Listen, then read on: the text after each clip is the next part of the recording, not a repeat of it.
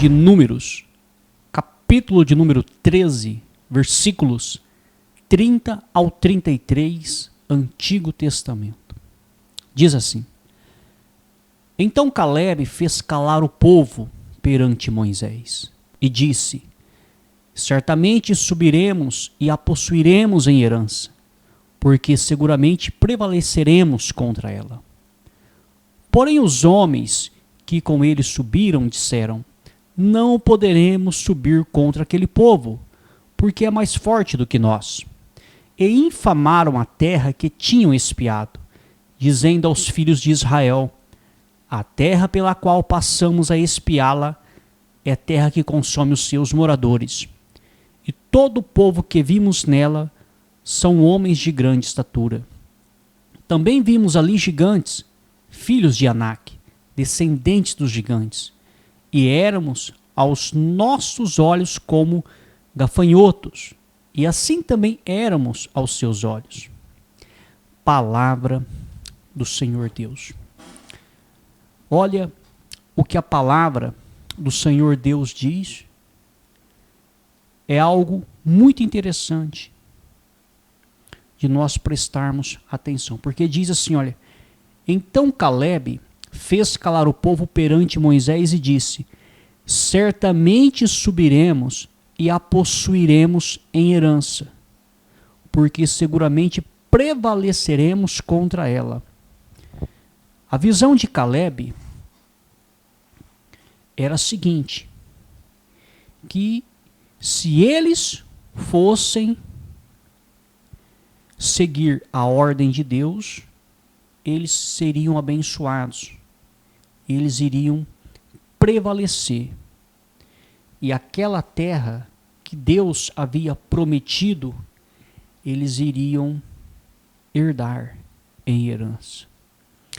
Mas a visão dos demais era a seguinte: olha, não poderemos subir contra aquele povo, porque é mais forte do que nós.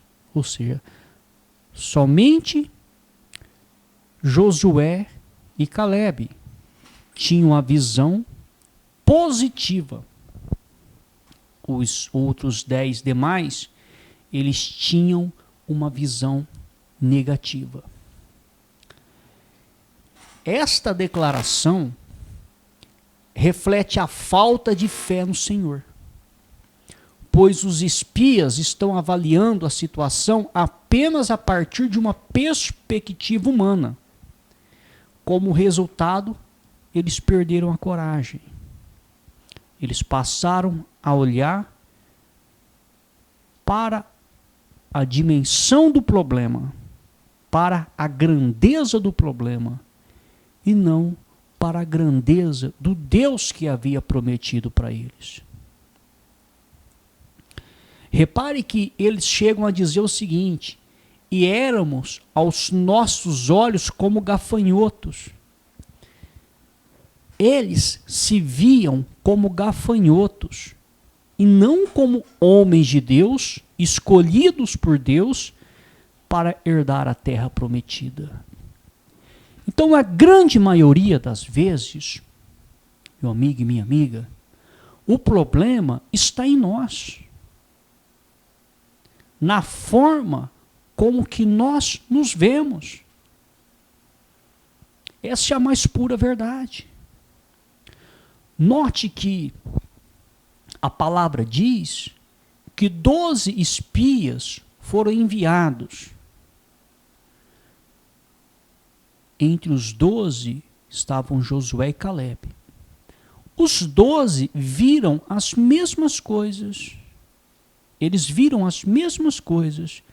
Agora, por que 2 era otimista e diziam: olha, a terra é boa, se nós formos, nós vamos conquistar, porque Deus prometeu. Agora, havia 10 que diziam: olha, a terra é boa, porém ela consome os seus moradores, se nós formos, nós vamos perder, seremos feitos como escravos e vamos morrer. Então você vê a diferença de uma pessoa que é positiva e de uma pessoa que é negativa. De uma pessoa que é desanimada. Você vê que esses 10, olha o que eles chegam a dizer. Eles chegam a dizer: e éramos aos nossos olhos como gafanhotos. Eles se viam como gafanhotos, como insetos. Olha como que eles se viam. Eles não se viam como homens de Deus, que eram príncipes de suas tribos, que foram enviados para espiar uma terra abençoada, a qual Deus disse: entre e tome posse. Se Deus prometeu que vai entregar, meu amigo e minha amiga, não importa o que ele tenha que fazer, ele entrega. Ele entrega. Porque não depende do ser humano para que Deus entregue algo. Não depende. Ele pode até pedir para que o ser humano participe para receber algo quando ele promete. Ele pode até pedir a participação. Mas quem vai agir, quem vai adiante, é o próprio Deus. É o próprio Deus. Então, para se viver uma vida aqui nessa terra, é necessário que o homem e a mulher que professa uma fé em Deus realmente creia que Ele existe e que Ele é o galardoador da justiça. É necessário. É de extrema necessidade que realmente creia no que diz a palavra de Deus. É necessário que realmente acredite nas promessas de Deus.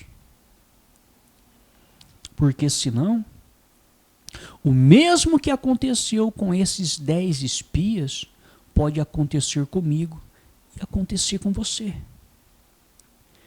E se você for estudar o texto, você vai ver que esses 10 espias conseguiram fermentar o arraial. Haviam 2 homens com pensamento positivo, Josué e Caleb. Eles estavam animados. Eles estavam na fé, animados, dizendo: a terra é boa, vamos partir para cima e vamos conquistar. Porque Deus prometeu que iríamos conquistar. Se Ele prometeu, Ele vai ser conosco. Vamos que Ele vai nos dar vitória. E havia 10 dizendo: olha, essa terra consome seus moradores. Se nós formos, nós vamos perder. Nós vamos morrer. Nossos filhos, nossas filhas vão se tornar escravos. Repare que é muito mais fácil você destruir o sonho de uma pessoa e enterrar uma pessoa do que você animá-la. Então, muito cuidado com suas amizades. Muito cuidado. Porque se você andar com uma pessoa, você ter amizade com pessoas que estão no nível de Josué e Caleb, pessoas animadas, pessoas otimistas, elas vão te incentivar. Agora, se você ter amizade com pessoas que estão no nível desses demais espias, desses 10 espias desanimados, negativos, eles vão desanimar você. E eles vão afundar você. Porque, não se engane, quando os 12 espias foram espiar a terra, preste atenção, as pessoas que ficaram ali, esperando ouvir a resposta dos 12, eles estavam ali ociosos. Ociosos. Eles queriam ouvir uma notícia boa. Se os 12 tivessem chegado em comum acordo, tivessem dito, olha, a terra é boa, é uma terra que mana leite e mel, vamos partir para cima que Deus vai nos dar a vitória. Eles teriam ido todos, unanimemente. O povo estava ali esperando uma notícia boa, mas quando ouviram uma notícia boa dada por 2 e uma notícia ruim dada por 10, eles ficaram com a maioria. Então repare que é muito mais fácil desanimar uma pessoa, afundar uma pessoa, tirar o ânimo de uma pessoa do que injetar o ânimo. É muito mais fácil. É muito mais fácil matar o sonho de uma pessoa do que fazer com que ela venha sonhar. Então, muito cuidado com as pessoas que andam com você. Muito cuidado com as suas amizades. Porque talvez você é uma dessas pessoas que estão na fé. Mas você anda com pessoas desanimadas na fé. Pessoas que só vê problemas, que só vê obstáculos. Elas não olham para a grandeza de Deus. Elas olham para os problemas. Elas olham para os obstáculos. E começam a colocar dificuldade em tudo. É um caminho perigoso, pessoas que vivem assim. É um caminho perigoso. Livro de Josué, capítulo de número 1, versículos 6 e 7, Antigo Testamento, diz assim: esforça-te e tem bom ânimo, porque tu farás a este povo herdar a terra que jurei a seus pais lhes daria. Tão somente esforça-te e tem muito bom ânimo, para teres o cuidado de fazer conforme toda a lei que meu servo Moisés te ordenou. Dela não te desvies, nem para a direita, nem para a esquerda, para que prudentemente te conduzas por onde quer que andares. Palavra do Senhor Deus. Então preste atenção em algo. Quando Deus disse para Josué ter bom ânimo, não foi conselho, e sim uma ordem. Deus deu uma ordem para Josué: tenha bom ânimo. É uma obrigação do homem e da mulher de Deus ter bom ânimo.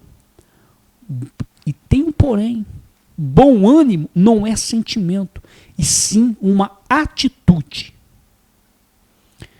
Então, o que a palavra de Deus nos ensina é: nós devemos termos bom ânimo. Bom ânimo. Confiarmos nas promessas de Deus. Se Ele prometeu, se faz parte das suas promessas, se estamos andando com Ele, o resto não importa. O mundo pode estar desabando. O mundo pode estar pegando fogo. Nós não devemos olharmos para o tamanho do problema que estamos enfrentando, que estamos passando, para o tamanho da destruição. Nós não devemos olhar, mas sim devemos olhar para quê? Para a grandeza do Deus que professamos uma fé. Então, quando o homem e a mulher realmente professam uma fé nesse Deus de Abraão, de Isaac e Jacó, que realmente aceitou Jesus Cristo, seu único filho, como único e suficiente Salvador, nós temos que ter essa consciência. Nós estamos servindo o Deus da Bíblia. O Deus que falou com Josué: Josué, tenha bom ânimo. Seja esforçado, Josué. Tenha coragem. Eu vou ser contigo. Tenha bom ânimo, meu filho. Fique firme, não recue, não desanime. E quantas pessoas nos dias de hoje professam uma fé nesse mesmo Deus de Josué, estão desanimadas. Tudo que vai fazer é na base do desânimo. Tudo que vai fazer, reclama. Mas olha o que Deus disse: tenha bom ânimo. Aí você pode dizer, mas no Antigo Testamento era assim. Daqui a pouco nós vamos mostrar para você no Novo Testamento Jesus também dando a mesma direção. Porque a Bíblia, meu amigo e minha amiga, ela não se contradiz. Não se contradiz a Bíblia. O próprio Deus não se contradiz. A visão dele é essa. Você pode ver que a lei de Deus dizia que quando fosse para separar os soldados para irem para a guerra, os desanimados, os tímidos, os medrosos, eles não poderiam estar no meio dos soldados. Eles teriam que ser mandados embora para casa. Porque a pessoa desanimada, além dela não fazer nada para avançar, ela desanima quem está do lado. Isso pega. Isso é uma praga. É uma praga. É mais contagioso do que qualquer doença, o desânimo. Se você ficar do lado de uma pessoa desanimada, você pode estar animado. Se você dar ouvido para as coisas que ela fala, não vai 5, 10 minutos, você também fica desanimado. Porque a pessoa, quando ela é desanimada, ela só vê dificuldade. Ela só vê dificuldade. Ela só vê problema. Ela só vê obstáculo. Ela só reclama. Ela só murmura. Essas são pessoas desanimadas. Ela pode até professar uma fé em Deus, mas ela não está obedecendo a palavra, porque a palavra de Deus diz: tenha bom ânimo. Você sabe o que é uma pessoa animada? Uma pessoa animada, tudo que ela faz, ela dá o seu melhor. Em tudo que ela faz, ela dá o seu melhor, com ânimo, com vigor. E não é se o coração está animado, se a mente está animada. É atitude. Ânimo é atitude. Eu tenho que sentir estar animado para fazer algo animado. Não vai sentir nunca, porque o ânimo não é sentimento. É atitude. Então note que Deus dizia para os seus servos: olha, tenha bom ânimo. Faça tudo com ânimo, que eu sou contigo. Josué, esforça-te e tenha muito bom ânimo. Não é pouco não, Josué, é muito. Você tem que ter muito. É muito, você tem que ser muito animado, Josué. E o diabo detesta pessoas animadas. Você pode ficar esperto. O dia que você entender a palavra de Deus, que nos mostra que temos que ser animados, se prepara. Vai começar a encostar pessoas do seu lado, usadas pelo diabo, para puxar o seu tapete, para te tentar jogar para baixo. A pessoa está animada. Olha, eu vou fazer isso, vai dar certo. Eu vou fazer aquilo e vai dar certo. Olha, a outra encosta lá. Olha, eu conheci uma pessoa que foi tentar fazer o que você está dizendo, ela fez, deu errado. Olha, eu conheci. É desse jeito que funciona, hein? Então você tem que ficar esperto, porque o diabo é sujo. O que ele quer ver? Ele quer ver a pessoa professando uma fé em Deus, porém desanimada, prostrada, jogada em cima de uma cana, deprimida, chorando pelos cantos, lastimando o leite derramado. Como diz um velho ditado, chorando a morte da bezerra. É isso que ele quer. Ele não quer pessoas animadas. A pessoa pode estar com a vida destruída, arrebentada, mas se ela for uma pessoa de fé, uma pessoa animada, o diabo detesta. Detesta uma pessoa assim. Você pode estar usufruindo, meu amigo e minha amiga, do melhor dessa terra. Mas se você é uma pessoa desanimada, está jogada em cima de uma cama, você pensa que você incomoda o diabo? Você está no território dele. Ele quer pessoas assim. Ele quer pessoas assim, desanimadas com a vida, prostradas, que não tem mais expectativa nenhuma. Ela até professa uma fé em Deus, mas ela já não crê em mais nada. Tem pessoas que dizem que creem em Deus, mas duvidam até da Bíblia. Ou seja, ela fala uma coisa, mas ela professa outra. Duvida da Bíblia, duvida das Escrituras.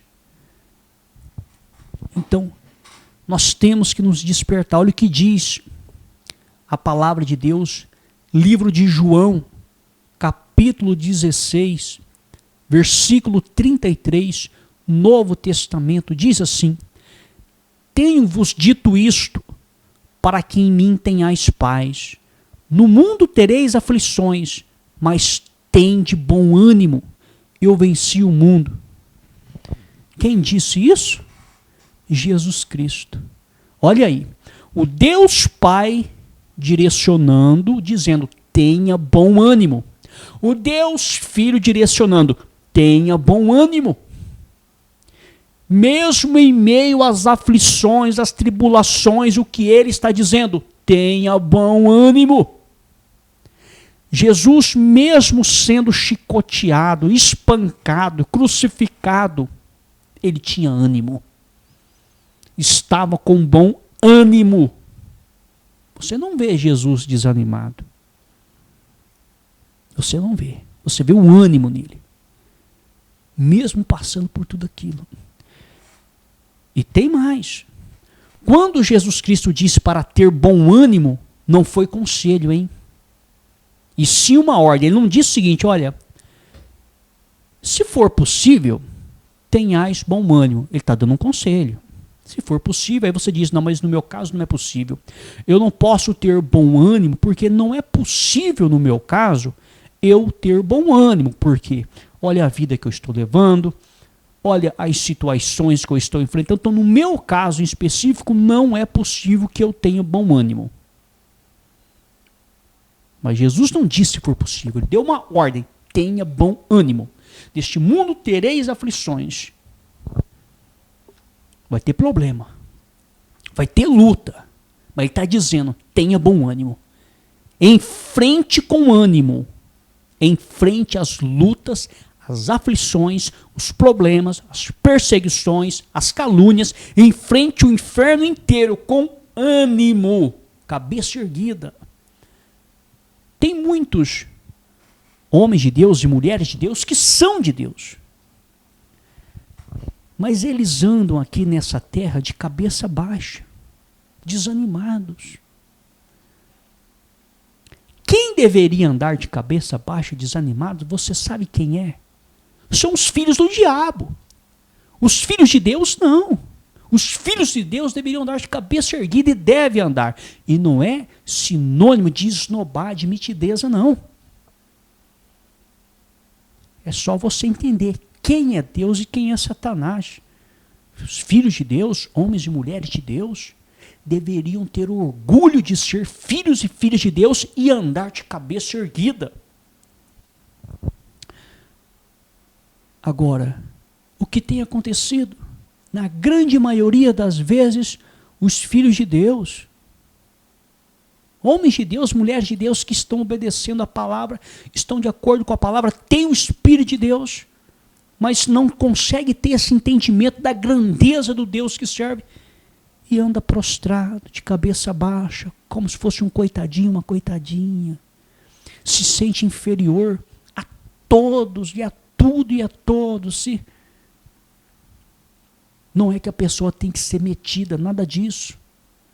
Mas o homem de Deus e a mulher de Deus que realmente entende quem é o Deus que serve, quem é o Espírito que está direcionando, anda de cabeça erguida, meu amigo e minha amiga. Anda de cabeça erguida. Então nós vemos que quando Jesus Cristo disse para ter bom ânimo, não foi conselho, e sim uma ordem direta. É uma obrigação, repito, é obrigação do homem e da mulher de Deus ter bom ânimo, hein? Bom ânimo, como já foi dito, não é sentimento, e sim uma atitude. E o que nós entendemos com essa ministração, com esses textos que lemos? Olha, na primeira vez em que os espias foram espiar a terra, eles avaliaram a situação apenas a partir de uma perspectiva humana. Como resultado, eles perderam a coragem. Olharam para a terra prometida, para a promessa, olharam para os problemas e viram aquilo como uma perspectiva humana. A hora que eles olharam com os olhos humanos, perderam a coragem, aqueles 10. Somente Josué e Caleb tiveram fé para olhar o problema. 40 anos depois, quando foram espiar a terra novamente, as dificuldades eram as mesmas. 40 anos depois, quando eles foram tomar posse mesmo, Josué e Caleb ainda continuavam. Porém, as dificuldades eram as mesmas. Porém, avaliaram a situação a partir de uma perspectiva de Deus. A visão já era outra. Como resultado, tiveram coragem. Como resultado, tiveram coragem, partiram para cima e nós sabemos do resultado. Conquistaram a promessa que era para ter sido conquistada há 40 anos atrás, se tivessem tido a mesma fé. Então repare que na grande maioria das vezes, nós não conquistamos aqui nessa terra muitas das promessas de Deus pelo fato de olharmos para as dificuldades, pelo fato de olharmos para os problemas, de olharmos para os obstáculos e não olharmos para a grandeza de Deus. Porque mesmo que Deus esteja na vida de um homem e de uma mulher, se a pessoa começar a olhar somente para os problemas, para os obstáculos, olha o que vai acontecer. Olha o que vai acontecer. E Deus, no Antigo Testamento, orientava, ordenava, tenha bom ânimo. E Jesus Cristo, no Novo Testamento, orientou, tenha bom ânimo. O Deus do Antigo Testamento e o Deus do Novo Testamento, que é o mesmo Deus, o Pai e o Filho são um. A ordem é essa, tenha bom ânimo. Então, para os dias de hoje, o que essa palavra nos ensina para os dias de hoje, o que serve para mim e para você, temos que ter bom ânimo. Nós temos que ter bom ânimo. Não temos que olhar para o tamanho do problema. Não importa o problema, não importa a situação. Nós não temos que olhar para o tamanho do problema. Pode ser o problema que for. Nós não temos que olhar. Mas sim para o tamanho do Deus. Para o tamanho do Deus que professamos a fé. Então nós temos que olhar, eu e você, para o tamanho do nosso Deus que nós professamos servir. E não para o tamanho do problema. Essa é a aplicação desses textos, desde o Antigo Testamento ao Novo Testamento, para as nossas vidas nos dias de hoje. E o dia que todos os cristãos entenderem que nós não devemos olhar para os problemas, mas sim para Deus, e viver uma vida com ânimo, você vai ver o que acontece. E o diabo não quer isso. Ele não quer. Ele não quer pessoas aqui nessa terra animadas, hein? Ele quer pessoas choramingando pelos cantos, chorando pelos cantos, jogadas em cima de uma cama, desanimadas com a vida, desanimadas com tudo. Ele quer pessoas assim. Ele quer pessoas assim. Se remoendo, se retorcendo. Ele quer pessoas assim. Ele não quer pessoas animadas. Então que isso sirva de exemplo para mim e para você. Esta é a palavra do Senhor Deus.